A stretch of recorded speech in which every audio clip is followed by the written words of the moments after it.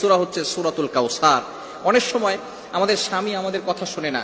অনেক সময় কিছু মায়েরা, কিছু বোনেরা আমাদেরকে ফোন দিয়ে থাকেন, হুজুর আমার স্বামী পরকীয়ায় লিপ্ত হয়েছে, আমার স্বামী বিভিন্ন মেয়েদের সাথে কথা বলে থাকে। অনেক সময় প্রবাসী ভাইরা আছেন, তারা বলেন আমার স্ত্রী আমার কথা শুনে না, আমার স্ত্রী আমার টাকা নিয়ে ফুর্তি করে অন্যদের ছেলেদের সাথে কথা বলে, কিন্তু সে আমার কোনো কথা শুনে না। এই বিভিন্ন ভাবে যদি তারা অন্যভাবে চলে যায়, তাহলে স্ত্রীকে বাধ্য করার জন্য অথবা স্বামীকে বাধ্য করার জন্য এই চমৎকার একটি আমল যদি আপনি করতে পারেন, আমি আপনাদেরকে জানিয়ে দিব এই নিয়মটা কিভাবে করবেন।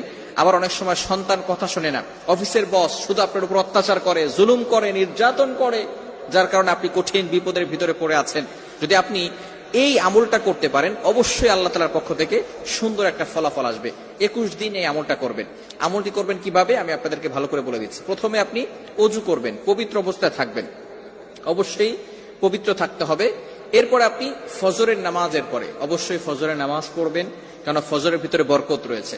ফজরের নামাজ পড়ে আপনি পবিত্র হয়ে ওই নামাজের স্থানে যদি আপনি পড়তে পারেন আলহামদুলিল্লাহ ভালো।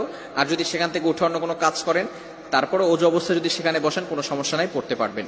আপনি প্রথমে ওযু করবেন, ওযু অবস্থায় সেখানে বসবেন। বসার পরে একবার সূরা ফাতিহা পড়বেন, এরপরে 4 কুল পড়বেন, কুল ইয়া আইয়ুহাল কাফিরুন, কুল হুয়াল্লাহু আহাদ, কুল আউযু বিরাব্বিল ফালাক, কুল আউযু বিরাব্বিন নাস।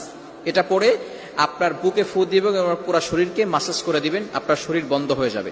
এরপরে আপনি 3 বার দুরূদ শরীফ পড়বেন। আমরা নামাজের ভিতরে যে দুরূদ শরীফ পড়ি, এই দুরূদ শরীফ 3 বার পড়তে হবে। এই দুরূদ শরীফ 3 বার বলার পরে এরপর আপনি আউযু বিল্লাহ বিসমিল্লাহ সহকারে সূরা কাউসার পড়বেন 21 বার। কতবার? সূরা কাউসার 21 বার পড়তে হবে আউযু বিল্লাহ বিসমিল্লাহ সহকারে। 21 বার পড়ার পরে আপনার এই বৃদ্ধাঙ্গুলটা এই যেখানে আমরা করগুনি 1 2 3 একের জায়গায় রেখে এরপর আপনি এটাকে মুষ্টিবদ্ধ করবেন।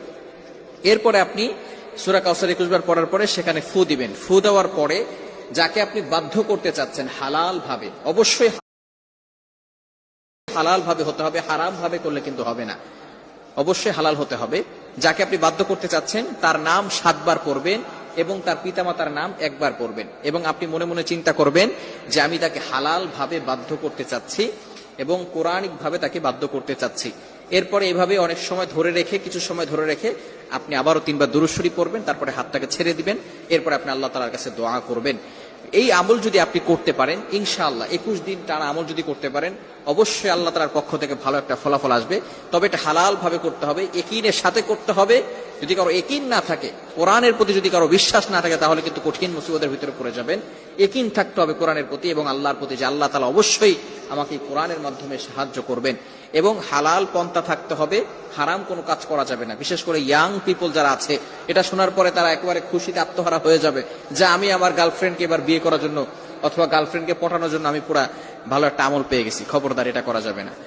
এটা যারা হালাল ভাবে, স্বামী কথা শোনে না অথবা স্ত্রী কথা শোনে না, সন্তানরা কথা শোনে না, হালাল ভাবে যদি আপনি কাউকে বাধ্য করতে চান, এই আমলটা করতে পারেন। হারাম ভাবে করলে কোনো ফায়দা হবে না। আল্লাহ পাক রব্বুল আলামিন আমাদের সকলকে বুঝার তৌফিক দান করেন।